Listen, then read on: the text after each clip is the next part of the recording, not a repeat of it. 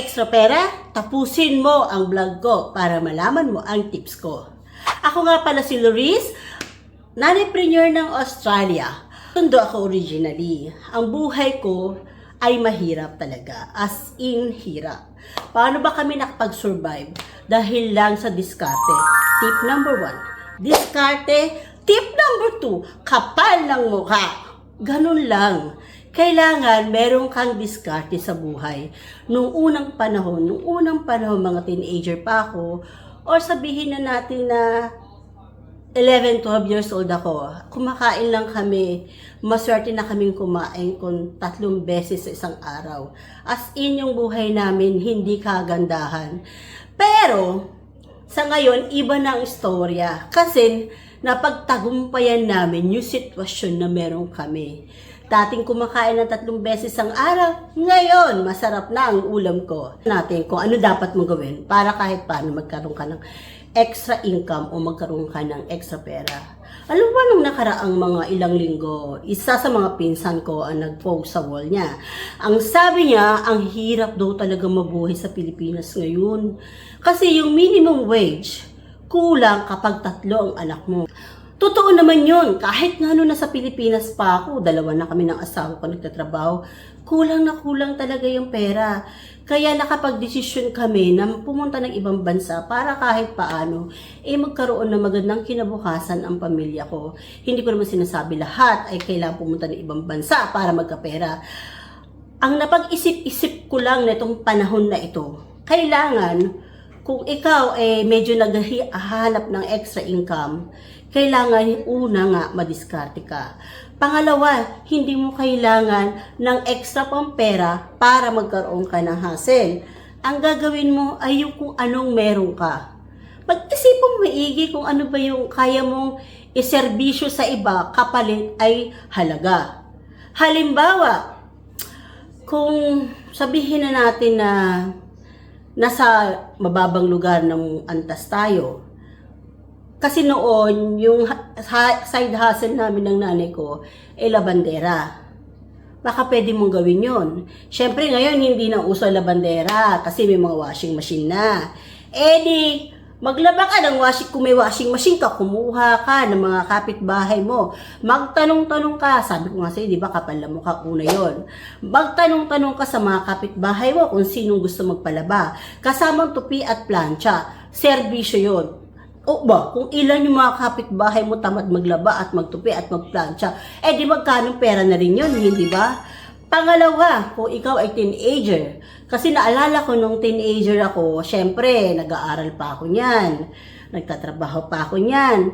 Ang gawin mo, kumuha ka ng aalaga ang mga bata, dali mo sa bahay mo. Lalo na yung mga kapitbahay mo, ang magulang nila ay nagtatrabaho ng 8 hours to 10 to 12 hours a day. Sabihin mo, nanay, baka gusto mo, ako na lang mag-alaga ng anak mo. Hindi ba? Nakakatulong ka pa sa pamilya niya at kumikita ka pa ng pera. Ang gusto ko lang talagang sabihin at iparating sa inyo is, pwede kayong magkaroon ng extra income kahit wala kayong extra puhunan. Yun nga, mag-isip kayo ng paraan. Kung ano ba yung talent mo, kung ano yung alam mong gawin. Kung kahit na simpleng gawaing bahay, gusto mo naman ng medyo professional level na tayo. Kasi yung mga binanggit ko, totoong nangyayari yun sa Tondo. Yun naman talagang sitwasyon. Sabihin na natin konting nasa middle age, nasa middle status of life ka na. Sabihin natin, kahit nandito ako sa Australia, nadala ko yung diskarte na yun. Alam mo ba na meron akong drafting services dito sa Australia? Hoy, license yun. Naka-registered yung drafting services ko. Ang ginagawa ko, pumupunta ako sa mga publication at ako ang structural detailer nila. Gumagawa ako ng tangke, ng warehouse, ng conveyors, anything. Pero hindi talaga ako gumagawa nun. Yung iba, meron akong mga tao contract sa Pilipinas. So, nagbibigay ako ng trabaho sa Pilipinas, tapos dinadala sa akin. Ako yung nakikipag-coordinate ng mga projects. Ganun yung ginagawa ko. Imagine, nandito na ako sa Australia, pero may hassle pa rin ako.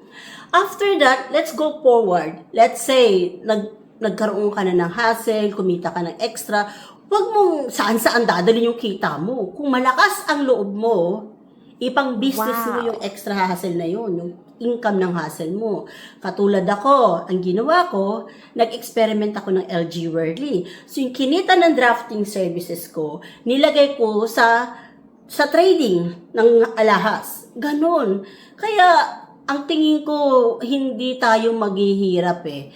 Basta meron tayong kapal na muka at talino at diskarte sa buhay, paglalabanan mo kung nasaan status ka. Paglalabanan mo kahit taga-Tondo ka at nasa squatters ka. Wala yung kung nasaan ka. Dapat nasa puso mo na dumiskarte sa buhay.